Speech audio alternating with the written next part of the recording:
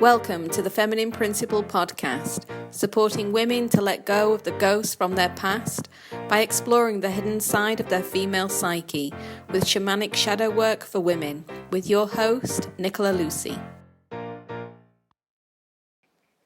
In today's episode of the Feminine Principle podcast, I'm exploring one of the great tools of shadow work, and that is our dream time.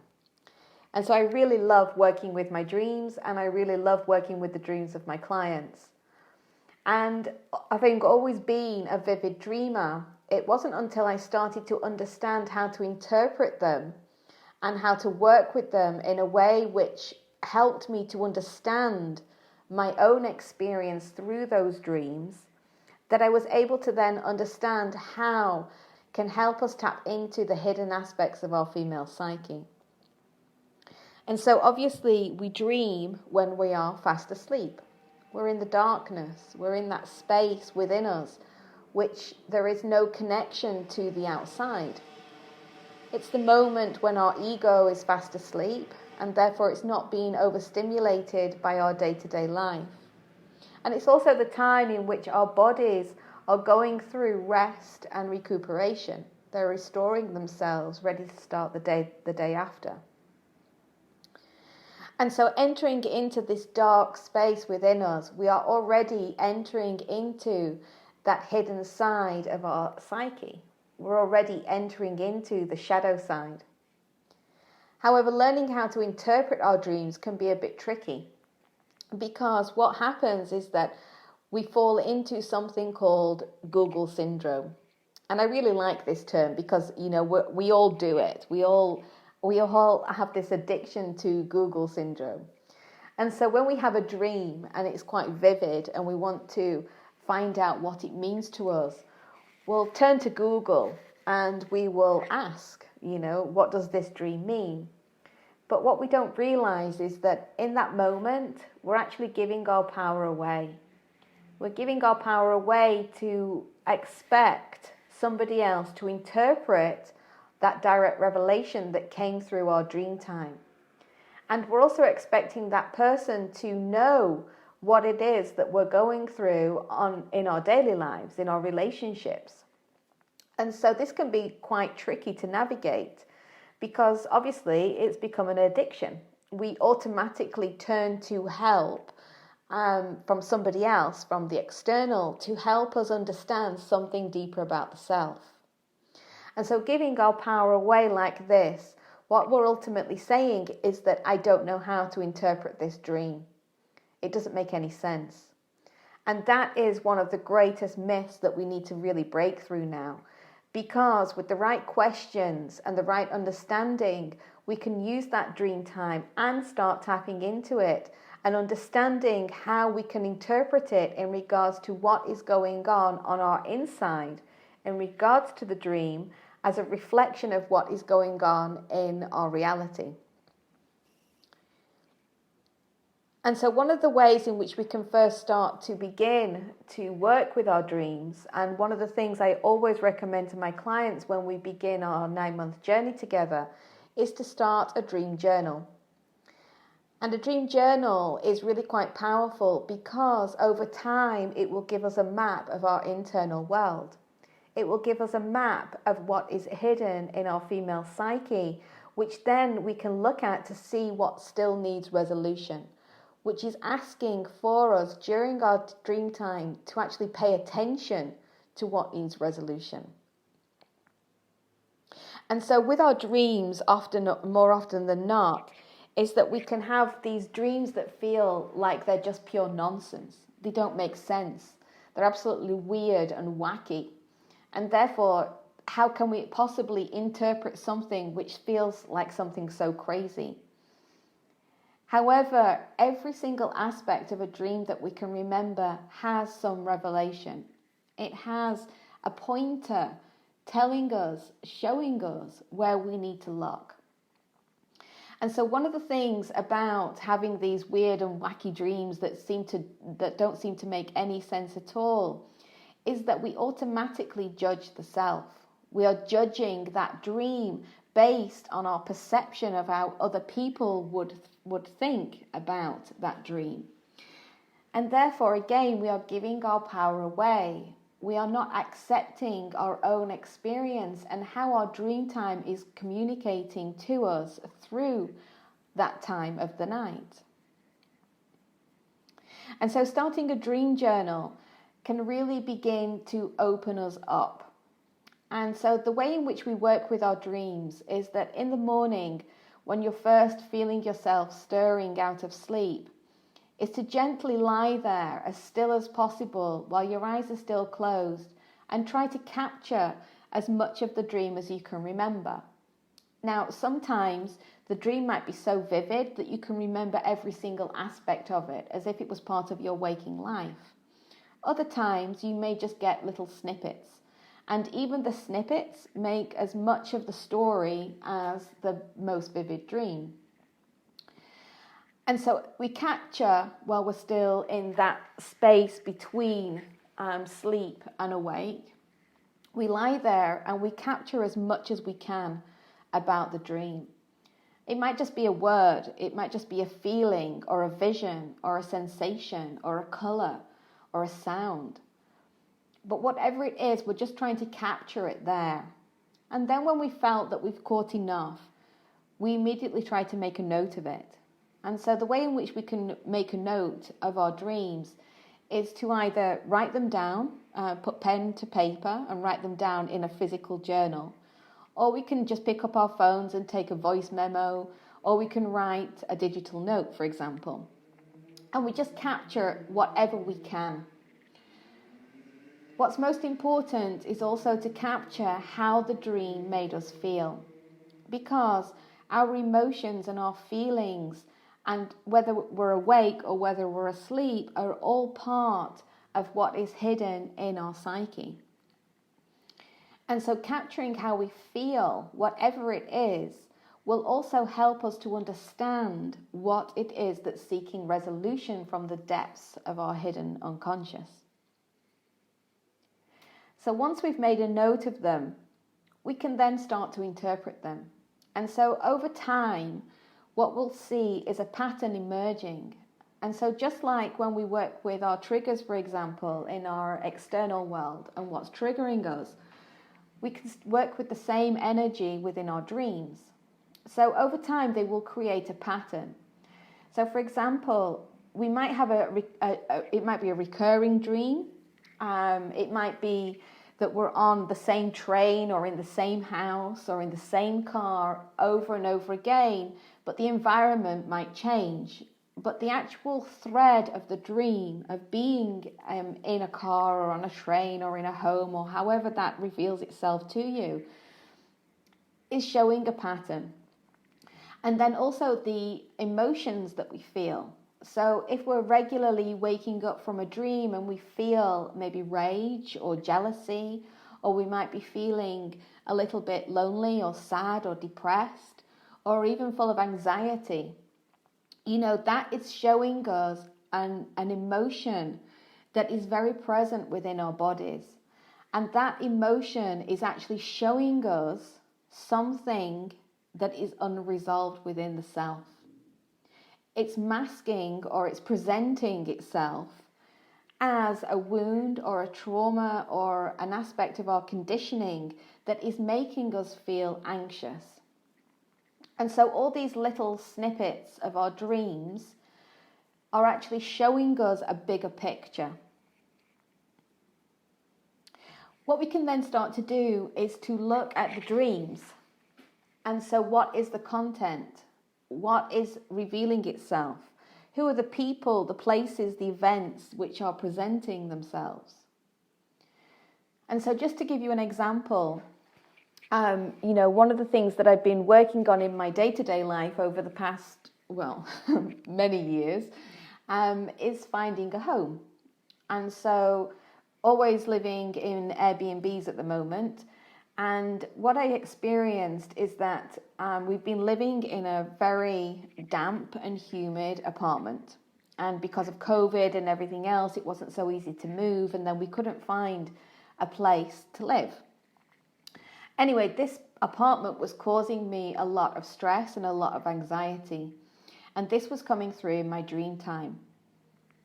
because the emotion that was continuously present was this anxiety and this stress and this worry of not finding a place and having to live in these damp and humid conditions, which were obviously having a negative effect on my body.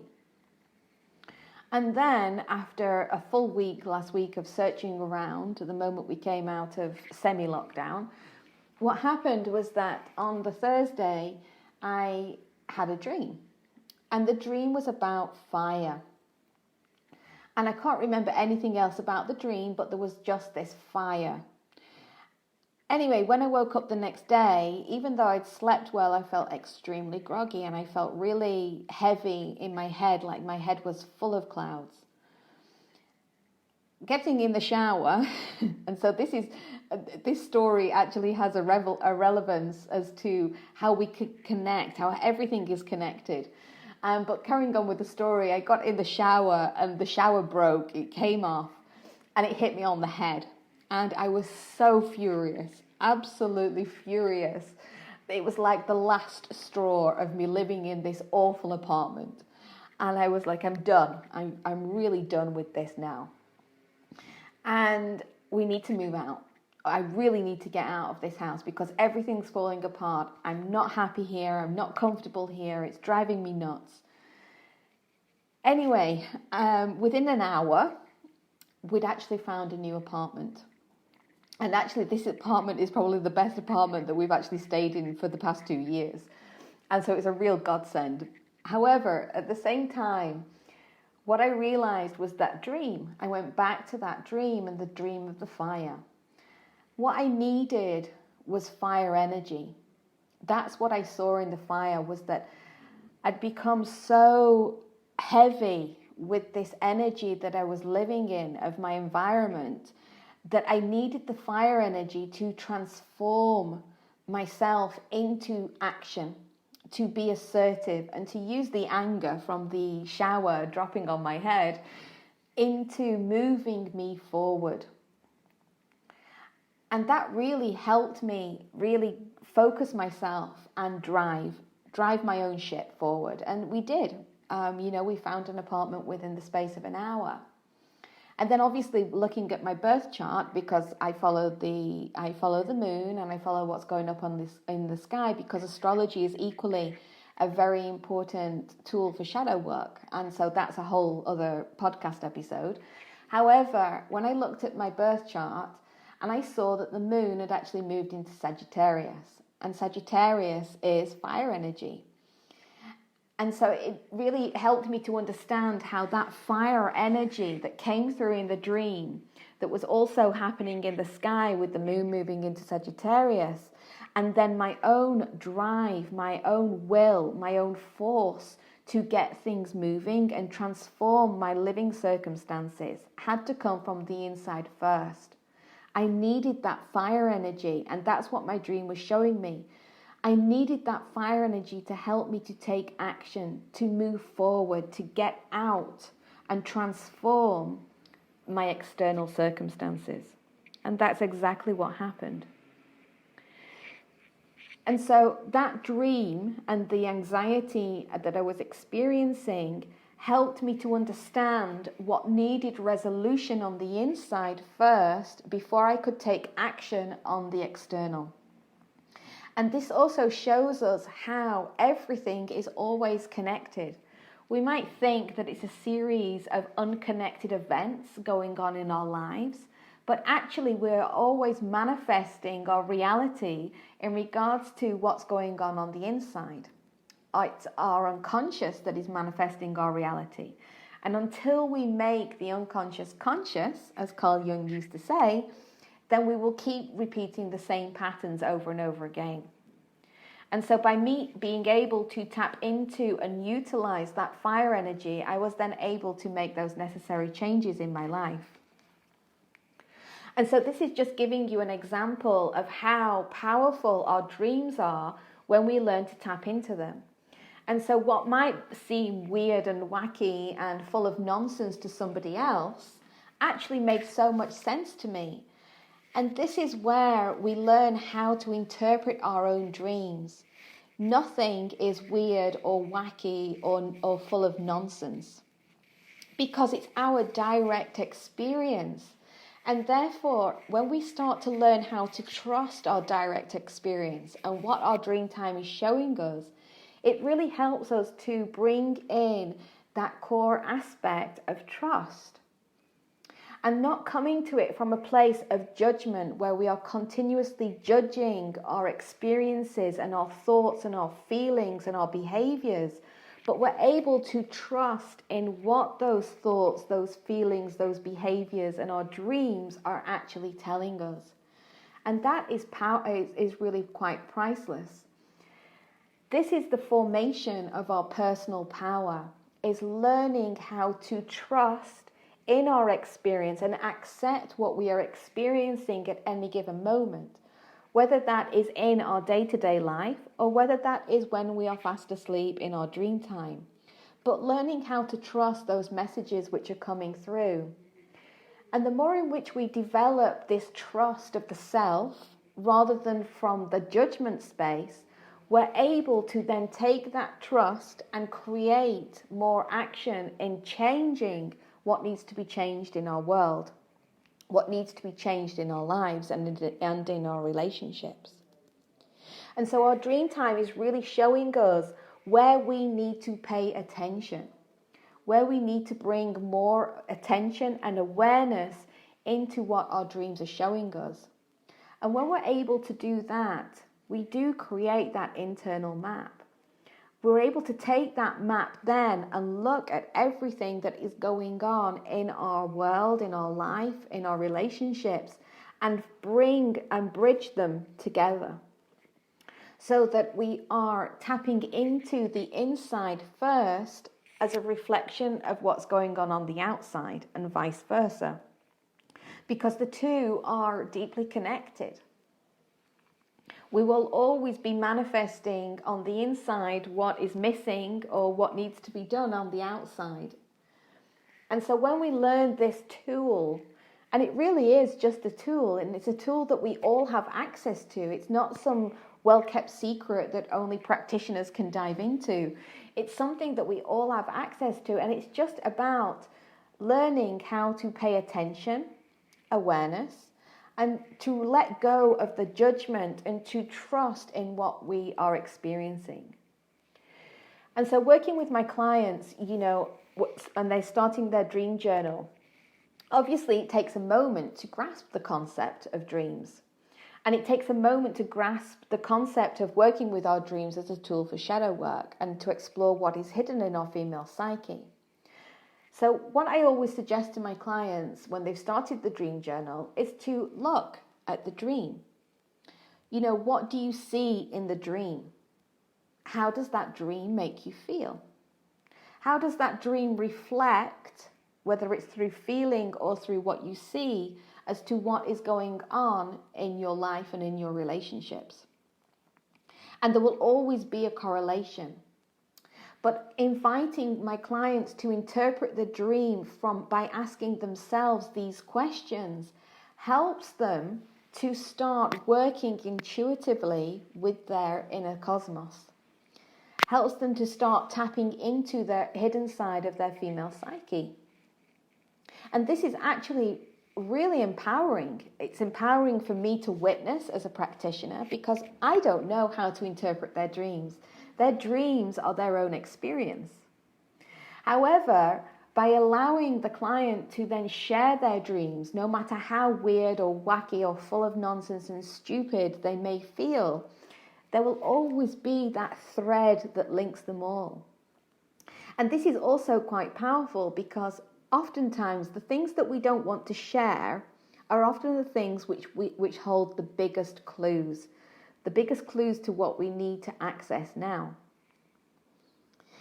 And so when my clients share their dreams with me, for example, and they'll be talking to me about their dreams, and you can feel that judgment and that perception of not wanting to be perceived as somebody that kind of, is having these weird and wacky dreams and to be judged.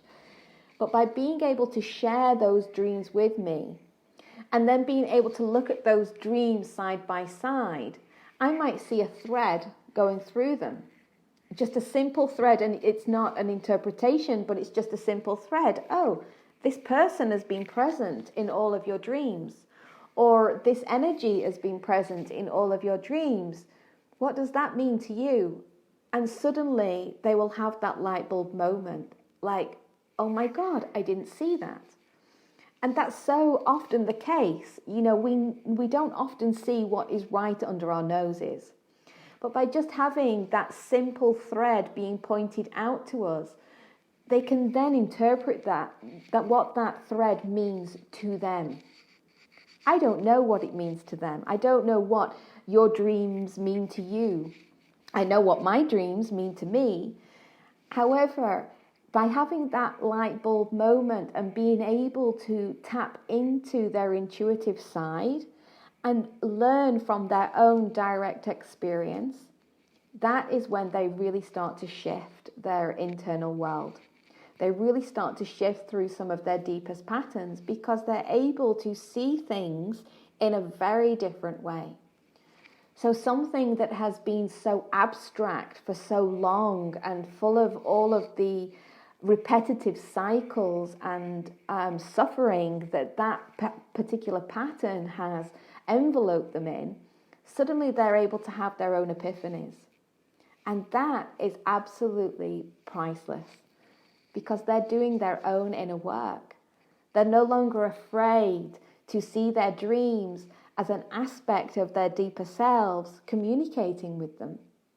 And that's really all our dreams are, is the deeper aspects of ourself, of our soul, of our hearts, of our dreams and our desires, and our wounds and traumas and conditioning communicating to us when our ego is fast asleep.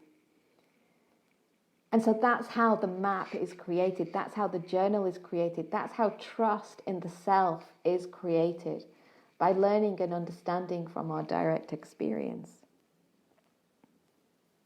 And so, ladies, I invite you to start a dream journal. Have a look at your dreams. Start tracking how they make you feel. Start tracking what you see in those dreams and what the correlations are.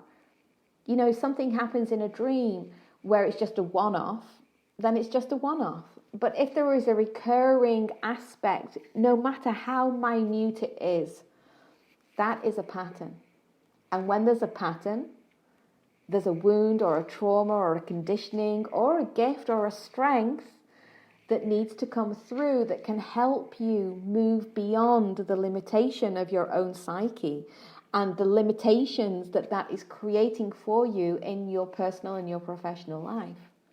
Once you learn how to break through those limitations, the world really is your oyster. And so another aspect of dream time, and something which, you know, I absolutely love, are nightmares. You know, we've all woken up in the middle of the night in absolute panic and fear. But a nightmare can be so scary because they are scary. Those emotions that we feel from a nightmare are very, very real. But nightmares are like the monster in the cupboard. It's like the demon under the bed that comes out to shake us out of our complacency. It's like somebody coming from the depths of our darkness and grabbing hold of us and shaking us so that we are starting to pay attention. And so afterwards, you know, when we have a nightmare, for example, if we can just calm the self enough, and it can be quite tricky because there's a lot of fear about going back into the nightmare. However, if we just calm our nervous system down, you know, just holding our hearts, just touching that part of our chest where our heart is held, and just, you know, just nourishing the self. It's okay, I'm here, I'm in bed, I'm in my room. Let's just feel into this. Let's just explore this a little bit more. And again, start to take any notes that we can. The nightmare will show us something so deep and so profound because it's helping us to work with our fear. When we learn how to work with our fear that is coming through our dream time, again, we start to understand how fear is not a dead end. It's not a place of no return, but actually becomes a gateway to something deeper about ourselves that we haven't dared to explore before. And in that is power. That's our personal power of being able to step into fear from a very different place, knowing that we are safe, we are in our beds, we are in our rooms, we are next to our loved ones are in another room, or whatever it is, but we are safe, and therefore we are safe to just gently look into it. And believe me, the more that we can tap into our nightmares, the more that we're going to reveal about what's really hidden in the depths of our female psyche. And so, ladies, yes, explore your dreams. I invite you to use this potent magic that is within you and that wants to communicate to you, whether that be it every single night, whether that be around a particular moon cycle, whether that be around a particular day of the week or around a particular time of the month. But our dreams will always be showing us where we need to pay attention and where we need to go and look for those jewels that are hidden beneath anything that is looking for resolution. Are you ready to break free from the ghosts of your past, to live with more freedom and a clear sense of purpose and inner confidence? If so, book a chat with me to explore the potent magic of one-to-one shadow walking sessions at thefeminineprinciple.com.